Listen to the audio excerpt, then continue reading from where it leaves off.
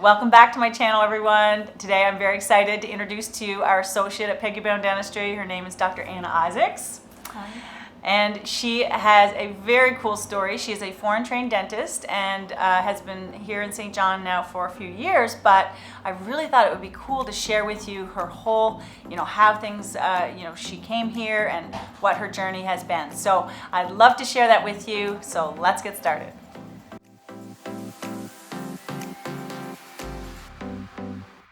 So Anna, tell us a little bit about your story, like leading up before you came to Canada. What was happening there? I was born in St. Petersburg, Russia, and I lived there for 20 years. I was gonna be a medical doctor. I was a student in a medical school in Russia for 4 years when I decided to move to Israel. Canada is actually my third country to live, and that's my second immigration.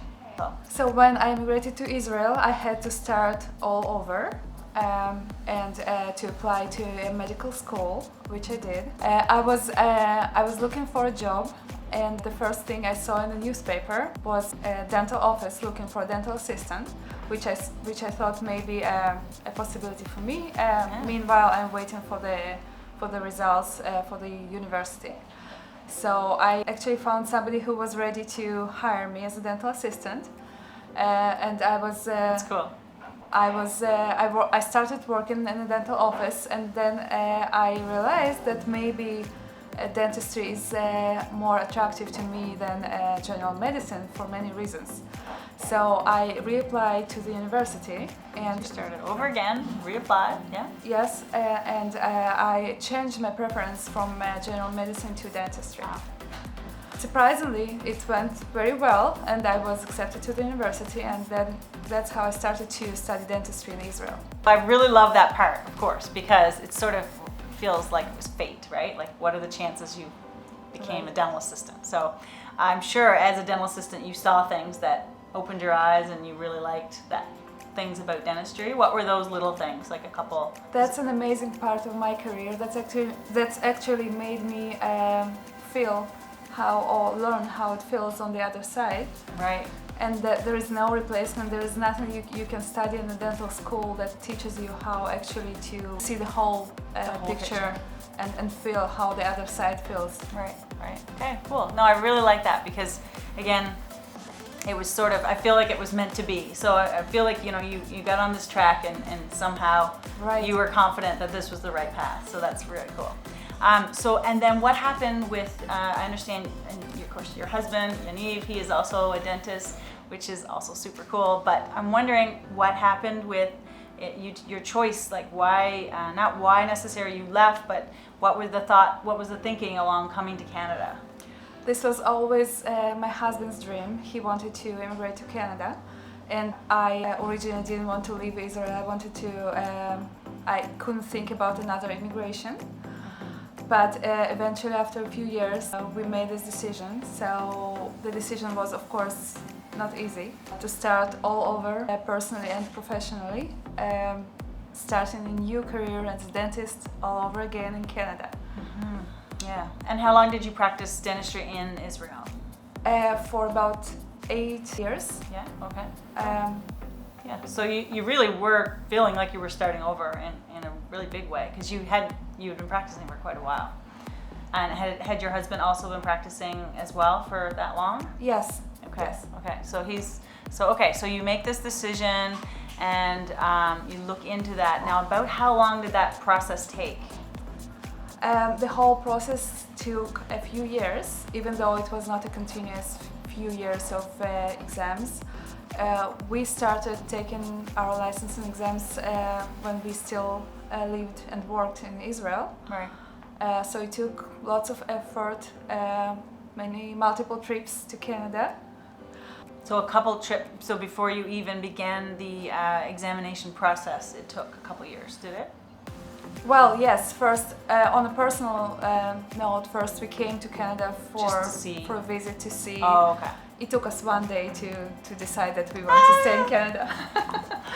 So that's nice. Oh wow. Yes. Okay. And then you started this examination process in Canada. So in Canada we have a program that you have to write the examinations, or you can go through what's called a qualifying program, which is what my dentist from my childhood did as well. But so you wrote these exams, and you can what is the fastest somebody could maybe go through that exam process? Is it like a year and a half, that the fastest if they wanted to? I know you spread it out a little bit because you had children, so. We had children and we both had to go through the exams, which made it longer. Right. I believe the fastest you could possibly do it is about 2 years. Okay. And that's assuming that everything goes well. Yes, and you pass. And you pass, because the exams are not easy. Right. Yeah. So, what was a couple of the biggest challenges with either the process or the exams that you found?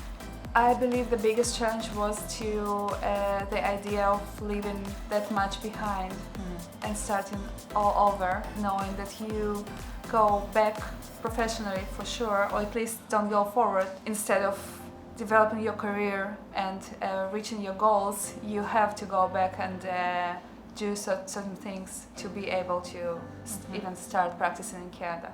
And even prove yourself, right? Exactly. Because the exams, I've seen some of the students, and when I was going through dental school, I would see the students writing their exams, and it looked very like they were doing very simple things in these exams that I'm sure that they were well beyond that in their own country. But just to go back and to be really scrutinized and really kind of put through that evaluation is stressful, right? Especially for somebody who already had to go over those steps once. Yeah, exactly. Yeah, because you had already done it for 10 years in general practice. So, could you just break down for me, like as simple as possible, exactly what the steps are? Like when you apply, or how you contact, the examination board here in Canada? Is there like some sort of other process? Do you need to have already been living here for a little bit first? Like, is there some specifics there? So the good thing about the whole process is that everything can be found online, and the explanation is pretty easy. Okay. So you can find all the information, you can actually apply online, and you can start the process even way before you are planning to move to Canada. You can even try and take the exam first and see oh, you can. how Okay, it feels. that's good to you know. don't have to be actually an immigrant or in the process. Okay, see, and I didn't know that. Some of the exams were done not in this province. So we are in New Brunswick, for anybody who's not aware of that, but I think Anna, you and Yaniv also traveled to other provinces to write parts of the exam. So nothing actually can be done in New Brunswick. But we love New Brunswick. For sure. All the exams can be taken in big cities like Toronto or Montreal, or there's Halifax? some can be taken in Halifax. Okay. Yeah, Halifax would be the closest. Because Halifax to is us, only about for 4 hours drive, For so sure, it's but a little better. But yes. the big things are done at the University of Toronto, or Not University of necessarily. There are different centers. Okay. You can choose whatever works better for you. How did you adjust to, the coming to Canada? Did you find it easy to adjust to living here? I mean, obviously Israel is very different than here, but how have you and your family adjusted? I mean, you have children too. So we actually adjusted very fast. I can't say it was easy. The answer, I believe, should be yes and no.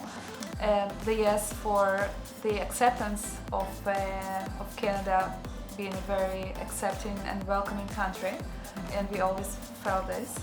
But also no, because the process was not easy for us, or for everybody, I believe, who needs to go through the whole process of the exams, especially with the kids, especially when both parents are dentists, which is, I find for some reason, this is a pretty common situation. Or dentists also like engineers, so. Okay. But yeah, it's very common. But that's even harder because you're both trying to achieve the same goal. So it's not like one parent can stay back. So yeah, it's amazing what you've done, really. Thank you. We're very proud of you. It takes it takes much determination and. She's got determination. Do you have any advice that you would give to someone who's thinking about doing this from any part of the world that you would like to tell or share with my viewers? My advice would be to have a good plan, to make sure that you know all the steps and be prepared. Because I believe if you are prepared, and well, I want to say you are determined. And you're very determined, we know. you can do it, even though it's not easy and sometimes can be frustrating. There are lots of stories that people, that other dentists tell, that they may not be successful. There are challenges, but if you believe, you have to be willing to be 100% invested. You have to be very dedicated to whatever you decided yeah. to do, and then I It'll believe happen. nothing is unachievable. That, I love that. Nothing is unachievable. I have been in my practice now we've been practicing for 19 years, and I have been in this practice since 2015. So people know that Peggy Bown Dentistry here in St. John. But once I get a couple years into the practice, I realized I needed help. I needed an associate, and that's a really good problem to have, but it's really not easy to find an associate sometimes, especially in these smaller centers. So, you know, Dr. Isaacs came to me one day through the reference of another colleague, right? And friend. And yes. friend, yes. And so she's been here now for, it's going to be 2 years, right? This Very February. Yeah, so very cool, and I mean, we've learned and we've grown a lot together. That's also been a road, you know, a path. We could do another story on that, right? But I just wanted to say that, you know, for me personally, my personal story is that I would not be a dentist unless I had a foreign trained dentist as a child. I grew up in rural Newfoundland, and foreign trained dentists were permitted to actually practice in rural Newfoundland without going through the examination because we needed dentists so badly. But it was that very experience with that childhood dentist who you know, had something to prove and really wanted to make sure that he grew his practice and he dedicated himself to his patients, that inspired me to become a dentist. So it's a very special thing for me to not just help other foreign trained dentists, but also share my story and realize that, you know, we're all here trying to do something helpful for our patients. But when we have people like Dr. Isaacs and my dentist, Dr. Mass, you know, coming from another country and trying to adapt here, but also making such a great impression, and your patients love you. Thank you. So I think it's really cool. It's a really cool story. I'm happy. I'm glad that I could share this with you today. So I hope that you enjoyed that. I hope that was helpful. Absolutely, we loved sharing that with you, and we've been wanting to do this for a little while. But what we thought would be a good idea, we will leave in the comments, in the description below, we'll leave a link to some of the things that you need in order to get in touch with the different places to become a dentist in Canada. So we'll leave the links in below, and also please remember to like and subscribe, and let us know if you thought this was helpful, or if you'd like to hear more about Anna's story, or just what it's like, you know, for a dentist to have an associate, or an associate to be part of a practice. We'd probably expand on this and tell you a little bit more about it and share more stories with you. And so just give us some feedback, and until then, we'll see you next time.